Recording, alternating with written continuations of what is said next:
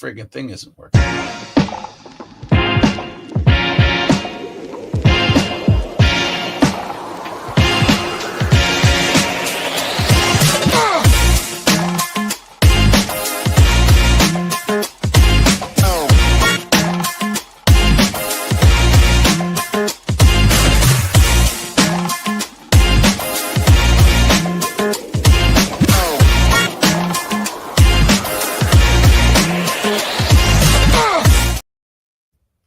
Hi, everybody. I'm Candid Frank. He's Aaron William Freeland, and all I can say about this is if I look a little blurry to you, it's because my green screen has decided to play. I look like I'm almost not here. You see that? I almost look like I'm not here. Maybe that's a message I should be adhering to or thinking about. But anyway, let's carry on with why we're here. We're here to talk about sports in Canada. Well, we call it Leaf Talk because it's Leaf Talk, Maple Leaf Talk. And by Maple Leaf, the red Maple Leaf Talk. That's what we're talking about. So one of the organizations, teams that's carrying and doing their more than their fair share of carrying the weight of Canada on its shoulders is, of course, the Toronto Blue Jays. And they're doing a masterful job of it so far. I mean, it looked like there for a second they was going to stumble, fall down, and then get basically not lapped, but passed by the Red Sox and the Yankees. Well, that's me knocking on wood saying, hey, baby, maybe not. And one of the reasons maybe not will depend on how the bullpen does.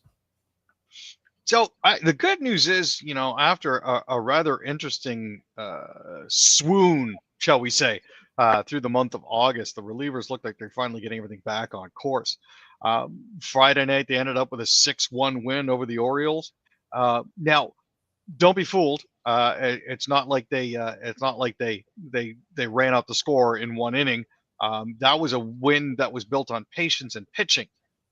It wasn't a one-man shutout, but actually a group effort. They had to use 5 relievers.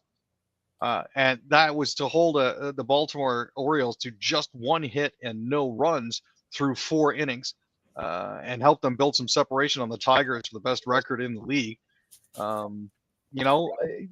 Schneider was saying it's hard to be a reliever. There's ups and downs. What I love about the way they went about it, the relievers and the coaching staff, is they're diving into ways to get better and tweaking the way that they prepare a little bit.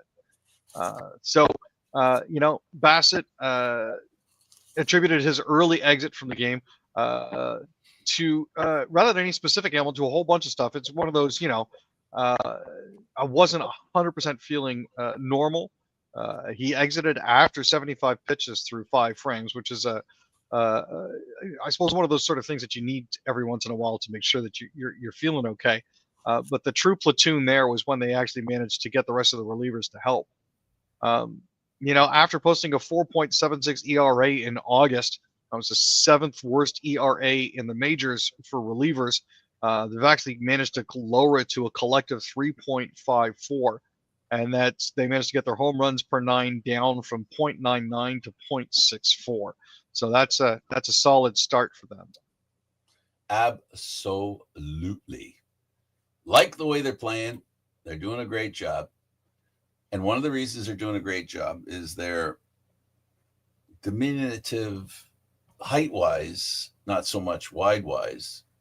Am I making a fat joke here? No, I'm not. But I am pointing out the fact that I love the way he looks and the way he plays, because there are a lot of people out there who can relate to his body structure, and to prove that even with that body, that's a horrible thing to say, that a lot of people can relate with what he looks like, and Alejandro Kirk has been a monster of a player for the Blue Jays since he came and joined the Toronto Blue Jays.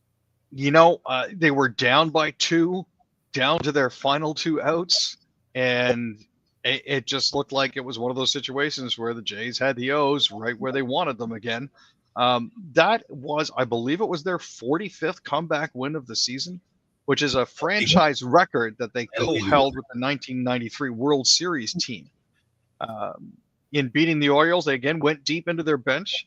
They deployed 4 pinch hitters to get 2 key hits from them. Kirk with an RBI single in the 8th to put the Jays to within a run at 3-2. And Joey Loperfido, who answered a Kobe Mayo solar homer in the 9th with a single into right field to plate Dalton Varsho. So they've been getting assistance from all parts of the team, and it's a very good thing to see. Absolutely, a really good thing to see. Okay, let's go to the CFL, and as two Argo guys here, Argo coverer by me, Argo fan by you. Holy moly, they won their 3rd straight game. And you know how many games did they lose by the skin of their teeth and their chinny chin? And now they play 3 games in a row. And I'm counting hairs here because I'm really not sure. Yeah, they've been, this time, I've been talking about how each and every game, Arbuckle has been better and better and better. He took a step back in this game, and fortunately for him, the rest of the team did not. No, this is one of those things where he had a lot of turnovers. I was absolutely amazed that they managed to get out of it as easily as they did.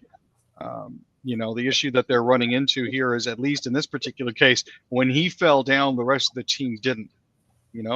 So at the end of the day, he ends up doing just enough of what he needs to do, and the team ended up doing just enough of what they needed to do in order to make sure that they got the win. So happy to see that. And this is one of those 3 in a row wasn't something I don't think anybody was expecting, especially with the way that they started the season. But good on them for. Nobody expected them to have the start of the season they had either, Aaron. So this has been a surprising season front to back so far. Yeah, I think defying expectations is the watchword for the Argonauts so far. Expect the unexpected. That's all I can say to you right now when it comes to the Toronto Argonauts. But here's what you can expect after Aaron finishes his thought. Please finish your thought. Well, it was just at the end of the day, getting that kick that they did with no time left on the clock was truly a blessing. Ho'oralahu has proved to be exactly the tonic that they need for this sort of thing. So very relieved that he's back with the team. Hey, don't underestimate the challenge that he was up against. That was a 40-plus field goal, 48. I think it was a 48-yard field goal. Yeah, you can tell I'm not using stats here. I was standing on the field when he kicked that ball, and I watched it. And because I was standing on the field, the players got in the way, both teams.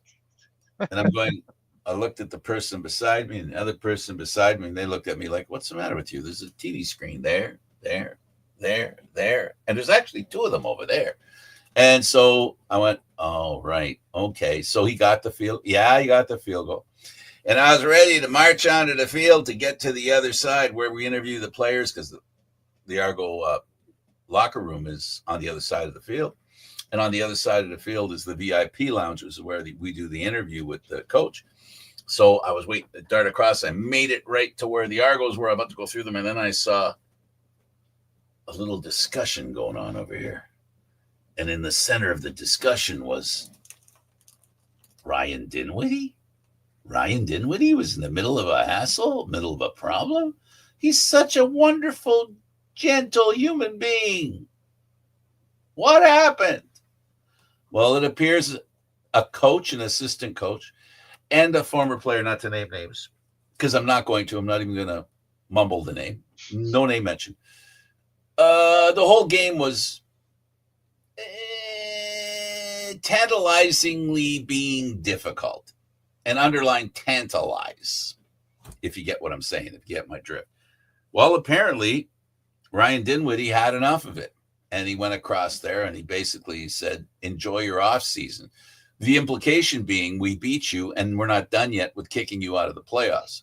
So there's a little bite in Ryan Dinwiddie's arsenal of whatever emotional stuff. And I know this about the players. That kind of standing up for oneself is something the players can get behind, right? Because it's all about our team.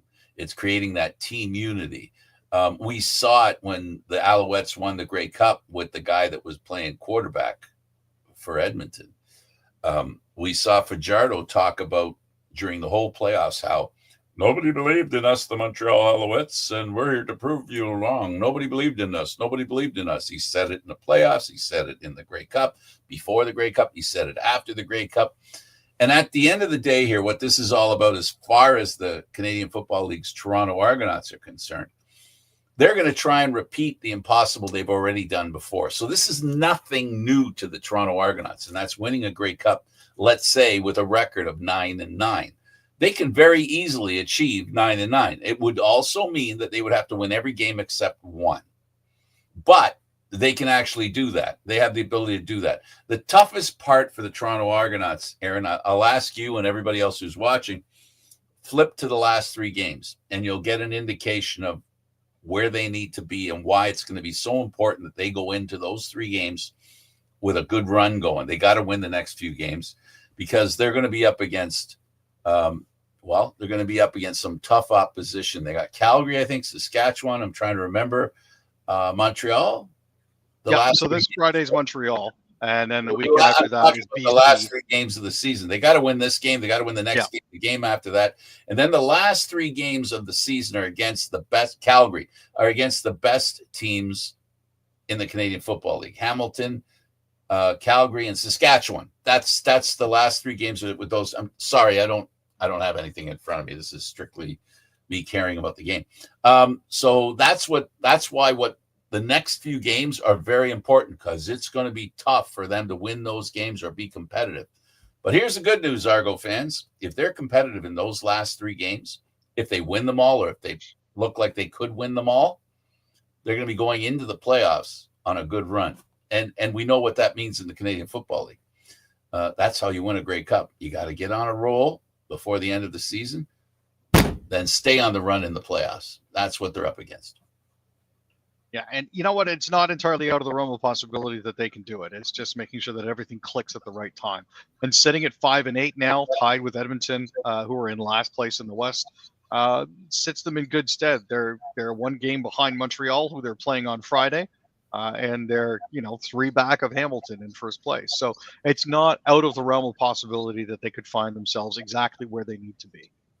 As I've said on the other show and this show, and I'll say it here as well, if you haven't heard me say it before, they need to get to the point where they're in charge, where they determine their future. They got to get as close to equal as the other teams. And then once they do that, then the ball is in their court, mainly because the West has to win more than the East to get the 3rd playoff spot. And the other thing is tiebreakers. So if Toronto beats Montreal now, they've got a tiebreaker they can get against them. Now, I think catching Hamilton's going to be a little bit of an issue. Ottawa and Montreal, the 2 teams they need to beat in the East. And, of course, then we've got the situation with the Western teams that they need to beat. BC, Edmonton, which they took care of. That's why it was important they beat Edmonton in this game. They beat Edmonton, and now they've got to figure out a way to get ahead of Winnipeg. And Winnipeg and Edmonton are the 2 stumbling blocks. As long as they catch them, they'll be catching both Montreal and, of course, Ottawa.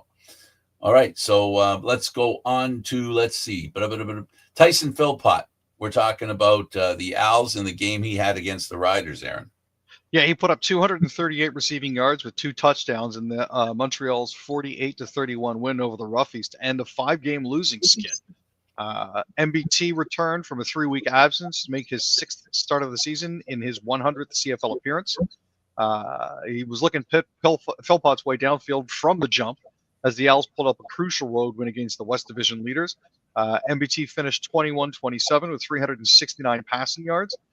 Shea Patterson ran in the other 2 scores from Montreal, who jumped out to a 28-10 lead at halftime and never looked back. Trevor Harris threw his 200th CFL touchdown in the 2nd quarter, finding Keyshawn Johnson for a 38-yard score. He would finish with 252 passing yards and an interception. AJ Wallet had 90 yards on the ground while punching in a 4th quarter touchdown as well, but unfortunately at the end of the day, just a little too late. Just too little too late. That was another game that, if you're an Argo fan, last week all the games worked out in their favor. This week, not so much. the win against the Elks was their control. That was a good finish for them. Montreal beating the Riders. Nope, that wasn't one they needed. It was more of a hope that the Riders would win and beat the Owls and keep the Owls close to Toronto. And the next game, the Red Blacks, the Lions. Yeah. That one, in my opinion, would have been better if, for Argo fans, if BC had lost that game. Well, you know, already, so when your quarterback's putting up over 300 yards a game with a touchdown, and his leading receiver has 97 yards and a touchdown, and one of their other rushers, James Butler, has 44 yards and a touchdown, it's kind of tough. I mean, even though Dustin Crum had 307 yards, one behind Nathan Rourke's, and a touchdown, it's one of those things where it was just too much from BC. At the end of the day, unfortunately, Ottawa didn't have the horses to go all the way. 100%. You're right. Let's talk about the Ticats. They claimed Friday Night Football victory over the Blue Bombers. So we would have preferred a Blue Bomber victory if you're hoping that the Argos play relevant games moving forward. And since I cover them, it's totally selfish. It has nothing to do with rooting for the Argos. It has to do with rooting for myself and wanting to be more relevant. Well, I'd rather be happy than be right. But, you know, at the same time, Bo Levi had 230 yards and 2 touchdowns. Greg Bell had 137 yards on the ground and a touchdown. And Kenny Lawler, grabbed 7 receptions for 97 yards in the win. Chris Streveler threw for 173 yards, a touchdown, and 2 INTs, as well as ran in a touchdown. Brady Oliveira carried 15 times for 116 yards. And Ontario Wilson led the Blue Bombers through the air with 55 yards. But at the end of the day, the Ticats ended up winning 32-21 at Hamilton Stadium. This helped move them to 8-5 in the Eastern Division, which puts them 3rd overall behind Calgary, who are at 8-4. Calgary has a game in hand. However, they were on a bye last week, so they ended up not playing. Which, this is difficult. The problem that we're looking at here is Toronto only is 2-4 in their own division. Hamilton is 5-1. If we're going to try to get past them, then we need to make sure that we improve our play within our own division. Otherwise, it's going to get infinitely harder. I think it's simpler than that. They got to start a game with equal amount of points, 0 with their opposition, and then end up at the end of the game with more points, so that the end of the season ends up to their benefit. It's really that simple. They've got to win. Let's talk about about Canada and the Davis Cup. They played Israel in Nova Scotia, and they came up on top. Yeah. So Canada advanced to the 2026 Davis Cup qualifiers with a 4-0 win over Israel in a best-of-5 tie, played in an empty Halifax stadium amidst protests. Liam Draxel of Newmarket and Cleve Harper of Calgary came back from a set down to defeat Jordan Hassan and Ulfek Shamanov 5-7, 6-0, 6-4 in Saturday's first match.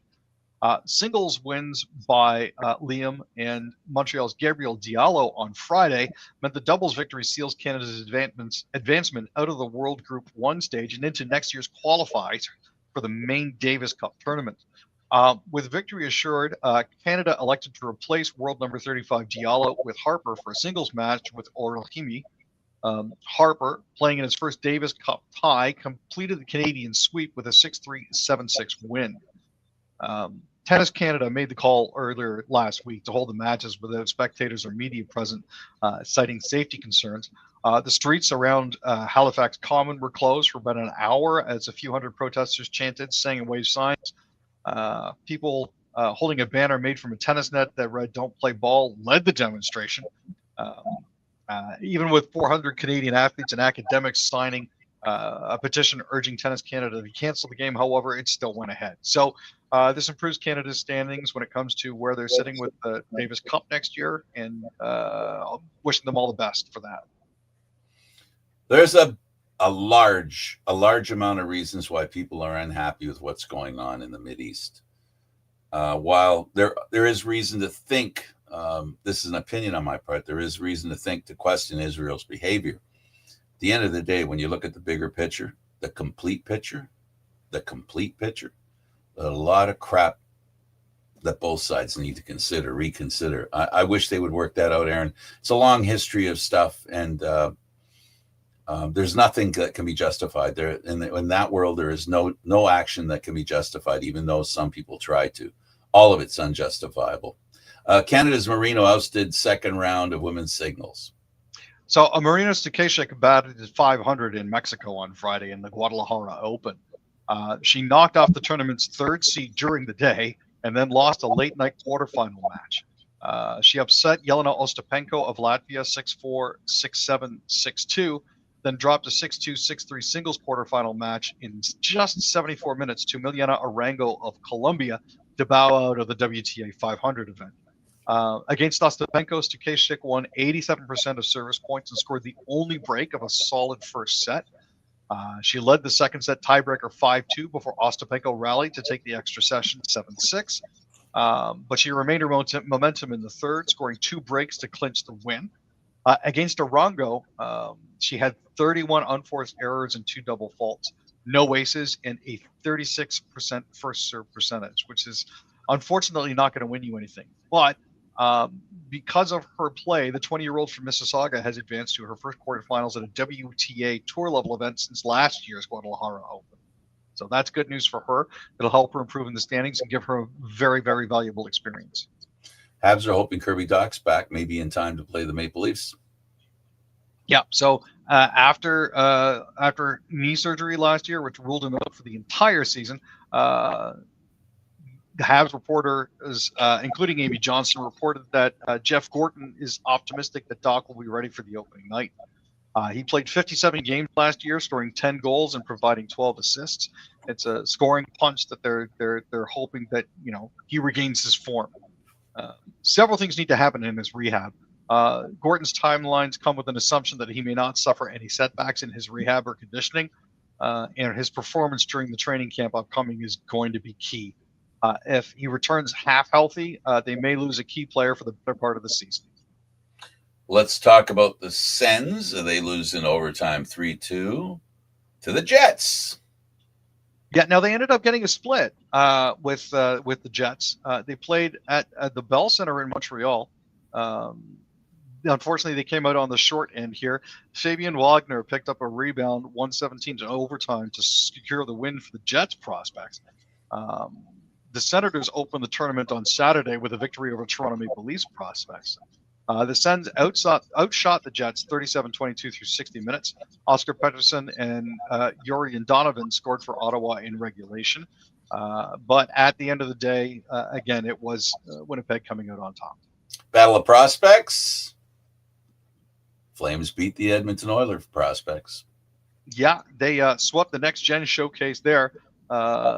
They beat them 5-4 in the second and final game at the Scotiabank Saddledome in Calgary. It did not start well for Calgary. They conceded a goal from Edmonton's Tommy Lafreniere and a penalty in the first 3 minutes of the game. One of those things where everybody's getting to feel everybody else out, get a sort of a sense for what they've got in the pipeline and who might actually come out on top when it comes to the Calder Cup in the AHL this year. Talk to me about the roster that the Edmonton Oilers have and how they're talking about this being it. It's now or never, baby. Well, the good news is the Edmonton Oilers aren't the oldest team in the NHL. The bad news is they're the second oldest.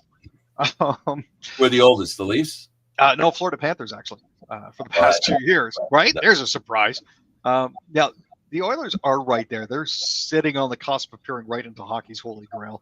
They have the horses to win the race. They have the experience, and you better believe they've got the desire to do it. But this is getting right down to the short strokes. This is where they've got to do it, mainly because you're looking at a team that is collectively 31 years old, second to the Pittsburgh Penguins at 31.5, and the Buffalo Sabres have the youngest roster at 26 years. So, McDavid's due for a new contract. They've got some other players that are coming due as well, and it's going to be difficult for them to keep winning if they don't do it now. Yes. So we're down to McDavid has to make a decision on whether there's a future in Edmonton as far as winning a Stanley Cup is concerned, because ultimately he's made that clear. He wants to know that his team is competitive. And the only problem with being competitive in 1 year, it makes it harder to be competitive in the next year. That's the truth. I mean, Florida's an anomaly. That they clearly are an anomaly, and they had some assistance twice now in winning the cup with injuries that have allowed them to play with a more expensive team than they could have had under normal circumstances. Let's talk about the Canucks and their prospects. So they were actually playing against Seattle in a Prospects Challenge series this weekend. Seattle won the first game 5-3. The Canucks announced on their social media after the second period of that first game that Brandon Coots, who was the number 15 overall selection in June, wouldn't be returning for the third period. They didn't get into any specifics of what was bothering him. When that carried over into the next day on Sunday, there was a rematch. The Canucks won 3-2 to earn a weekend split against Seattle's prospects, so that's good. But there was unfortunately no injury status update for Braden Coots. This is. Go ahead. No. Go ahead. I thought you were done. Well, I was going to say he's probably going to be relegated to the Abbotsford Canucks as it currently stands. This is an opportunity for him to get a little more seasoning because he's younger. And they were saying that he was sidelined with light stuff, not heavy stuff. So that's a bit of a relief. In Leaf prospects, playing the Montreal Prospects, the Leafs won 4-1. That was a good thing for some of the young players that are trying to establish themselves. Oh, for sure. Ryan Torberg has spent the past 2 seasons with the Marlies, scored twice in the third period for the Leafs. Philip Misar tallied for the Habs late in the second period. However, Luke Hames also had a couple points in the event, and Vladislav Peksa, 2-year vet of the ECHL, was solid in net for the Leafs, and to praise from Marlies coach John Gruden. So. They ended up with a split. They lost 4-3 to the Senators prospects on Saturday, and then ended up winning 4-1 over the hometown Canadians in a rather spirited affair. Let's just be polite and call it that. There were a few knock 'em down, drag 'em outs. So it's not necessarily looking bad for them. Leaf Radio loses. Maple Leaf organization wins, especially the part of the team that's behind the bench. Giordano joins them behind the bench. Yep. It had previously been announced that the Marlies coaching staff of Gruden, Dyke, Sullivan, and Hannu Toivonen would be overseeing the group of prospects at the mini tournament. However, Mark Giordano was also spotted standing alongside the other coaches. He was confirmed to be behind the bench for the Leafs, but it's unknown what his role is with the personnel who traveled to Montreal this past weekend. Haley Wickenheiser was asked about Giordano's role earlier this summer, to which she replied, well, I'm not sure what he's worked out with Brad in terms of moving forward with a role, but he certainly knows the organization. He's been around and I think is interested in coaching and the developmental side of things. So this could be the Leafs giving him a bit of a tryout just to see if he's interested in continuing. Well, and see what he has to say other than what he says sitting at a table, on radio. Yeah. Let's talk about the Leafs are looking at an ex-Flames forward that we know the history of the infamous charges that were laid against 5 Canadian junior players. Well, they were junior players at the time. Well, we know that Carter Hart is taking up most of the oxygen around this discourse when it happens, but the other 2 players that are currently drawing some interest are Dylan Dubé and Michael McLeod. Now, while they won't be able to suit up in game action until December 1st, they are able to start talking to teams come October 15. And one of the organizations that are supposedly in the running for Dylan Dubé are the Toronto Maple Leafs. Now, that doesn't mean that Toronto's a front runner. It doesn't mean that the Maple Leafs are going to land him, but they kind of need a top 6 forward. The assumption is that a player like Dubé could come in and fill that role. This is where you have to kind of do a cost-benefit analysis for the Toronto Maple Leafs. Is it worth the potential headache for them to sign this particular player, even though he's been found not guilty of the charges that were laid against him related to the 2018 incident? They do still need to consider how this will impact not only the team but other factors around it as well. One of the things that people have failed to mention here is the fact that other players in the NHL who are not necessarily satisfied with the discipline that the NHL has meted out could take matters into their own hands. Also, fan reaction is going to be a big part of it as well. At the end of the day, there were the charges. They weren't found guilty, and the government's not going after them at all. They've dropped it. They've dropped the interest, and now it comes down to political reaction, and it comes down to corporate interest. That's what this all is. It's all about. It's about corporate interest. As a corporation, as a company, the National Hockey League took their time in saying, yeah, they can get a contract. They told them December 1st. And now it's up to the Leafs to figure out whether this guy's reputation is salvageable. Because if it isn't salvageable, it could be a problem like you suggest, depending on how he behaves and how he has behaved and whether there's anything else to concern oneself with, which I think is the other shoe. The only other shoe the Leafs should worry about is has he not put himself into anything like this situation that he found himself in. That I think that's the key here. Anyway, Aaron, great day. Thanks for doing this. Beautiful day. It's going to be a nice week. Get your last golf games in. Get your last boating and camping in, because it's going to be a great week. Have fun. Yes, sir. Thanks, Aaron. He's Aaron Williams from Candid Frank Stanishi. Thank you for watching. Don't forget to check out on YouTube Candid Frank Stanishi 1030. Until next time, ciao, ciao, ciao.